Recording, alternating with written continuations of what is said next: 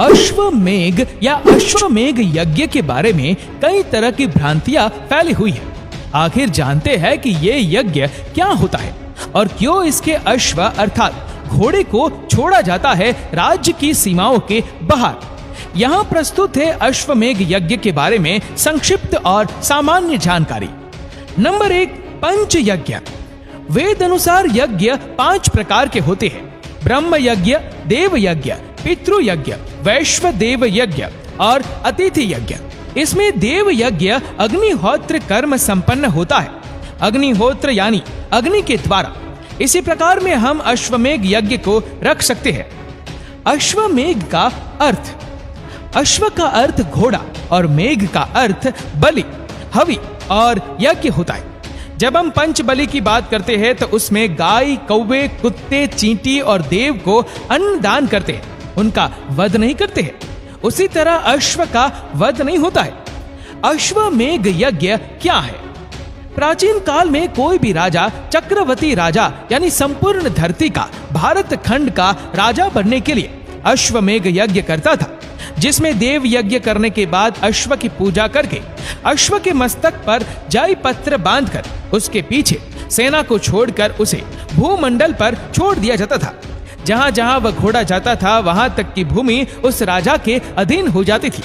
यदि किसी भूमि का अधिपति या राजा यज्ञ करता राजा की अधीनता स्वीकार नहीं करता तो वह अश्व को बंदी बना लेता था।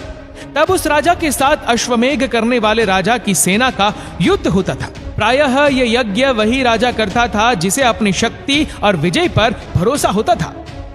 बंदीकर्ता को करना होता था युद्ध। अश्व को बंदी बनाने वाले को पराजित कर तथा घोड़े को छुड़ाकर अश्वमेघ यज्ञ करता राजा की सेना आगे बढ़ती जाती थी।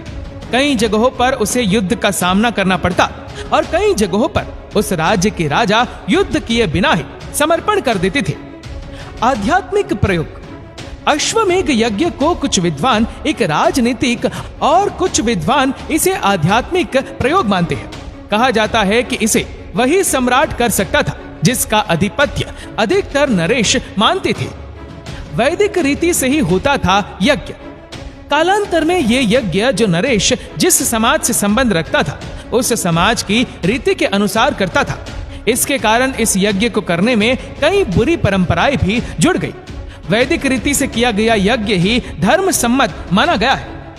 कब होता था यज्ञ? यज्ञ का प्रारंभ बसंत अथवा ग्रीष्म ऋतु में होता था तथा इसके पूर्व प्रारंभिक अनुष्ठानों में प्रायः 1 वर्ष का समय लगता था। इस बीच नगर में कई सांस्कृतिक कार्यक्रम और उत्सव होते थे। अश्व के लौटने की पूरा नगर करता था प्रतीक्षा। यज्ञ करने के बाद अश्व को स्वतंत्र विचरण करने के लिए छोड़ दिया जाता था, जिसके पीछे यज्ञ करता राजा की सेना होती थी। जब यह अश्व दिग्विजय यात्रा पर जाता था तो स्थानीय लोग इसके पुनरागमन की प्रतीक्षा करते थे। अश्व खो भी जाता था। इस अश्व के चुराने या इसे रोकने वाले नरेश से युद्ध होता था। यदि यह अश्व खो जाता तो दूसरे अश्व से यह क्रिया पुनः आरंभ की जाती थी। क्या मिलता है इसका फल? ये यज्ञ चक्रवर्ती सम्राट बनने के लिए किया जाता था, परंतु कहते हैं कि अश्वमेघ यज्ञ ब्रह्म हत्या आदि पाप क्षय, स्वर्ग प्राप्ति एवं मोक्ष प्राप्ति के लिए भी किया जाता था।